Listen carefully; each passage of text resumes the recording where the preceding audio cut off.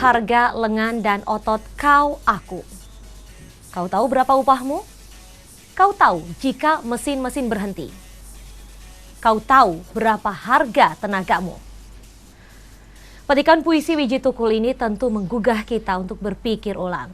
Adakah barang-barang yang kita pakai yang tidak dibikin oleh para pekerja atau buruh? Ya, May Day atau Hari Buruh Internasional yang jatuh tepat di awal bulan Mei seakan menjadi perayaan bagi kaum buruh untuk menuntut kesejahteraan hidup. Akankah buruh terus menjadi korban pemilik modal? Benarkah pemerintah telah lalai untuk menyejahterakan buruh? Hidup sejahtera yang seakan menjadi mimpi usang bagi para buruh. Pemirsa, Anda sedang menyaksikan Lintas Berita Khusus yang akan membahas lugas dan tuntas seputar buruh. Selama 30 menit ke depan bersama saya, Rizkyani Putri.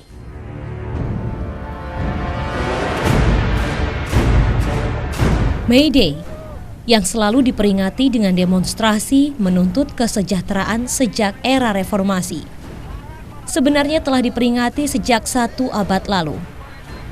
Sejarah May Day bermula ketika kaum buruh di Amerika menuntut pengurangan jam kerja. May Day ini kan selalu dirayakan oleh kaum buruh ini mulai sekitar 100 tahun yang lalu ya. Diawali ketika ada perlawanan terhadap buruh di Amerika yang kemudian itu terkenal dengan tragedi High Market yang menuntut persoalan jam kerja dari 12 jam menjadi 8 jam. Nah, ini yang kemudian dijadikan momentum bagi kaum buruh untuk merayakan kemenangan terhadap kapitalisme di era era revolusi industri dulu itu ya. Nah, kalau di Indonesia sendiri memang di era Orde Lama ini May Day ini kan juga diperingati, bahkan oleh Soekarno ini dijadikan hari libur nasional. Tuntutan mereka adalah 8 jam bekerja, 8 jam di rumah, dan 8 jam rekreasi. Tuntutan ini mereka anggap sebagai 24 jam kehidupan yang ideal dalam sehari.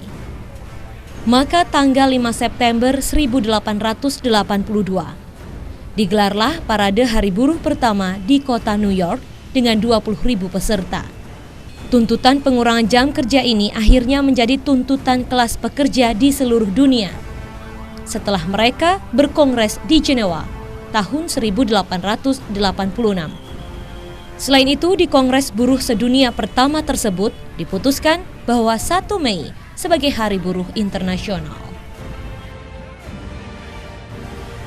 Penetapan 1 Mei sebagai Hari Buruh Internasional sendiri terinspirasi dari keberhasilan tuntutan kelas pekerja di Kanada yang berhasil memaksa pemerintah Kanada memberlakukan 8 jam kerja per hari dan resmi berlaku sejak tanggal 1 Mei.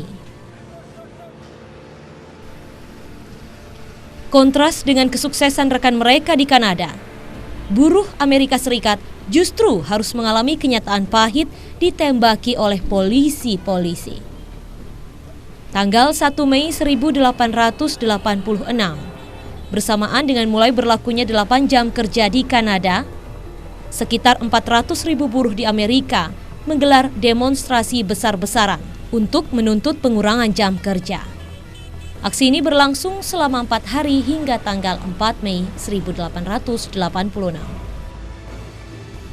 Namun tak disangka, pada hari terakhir tanggal 4 Mei, polisi Amerika justru menembaki para demonstran buruh hingga ratusan orang tewas.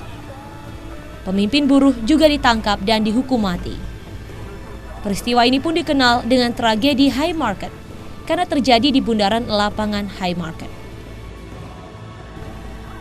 Sebagai penghormatan terhadap para martir atau buruh yang tewas dalam aksi demonstrasi, Kongres Sosialis Sedunia yang digelar di Paris pada bulan Juli tahun 1889 menetapkan tanggal 1 Mei sebagai Hari Buruh Sedunia atau lebih dikenal dengan istilah May Day.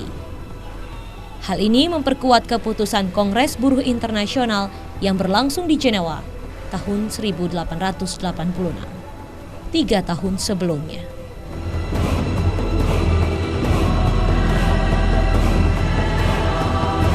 Lebih dari 1 abad Hari Buruh telah diperingati. namun hingga kini tuntutan buruh akan kesejahteraan masih saja menjadi isu yang relevan untuk diperjuangkan. Apakah selama 1 abad ini buruh memang belum sejahtera? Dan mengapa pemerintah maupun pemodal di negeri ini seperti kucing dan anjing yang selalu jauh dari kata sepakat soal besaran upah yang harus dibayarkan? Bukankah pekerja dan pemodal adalah 2 komponen yang terkait erat? Lintas Berita Khusus masih akan membahasnya setelah jeda berikut ini.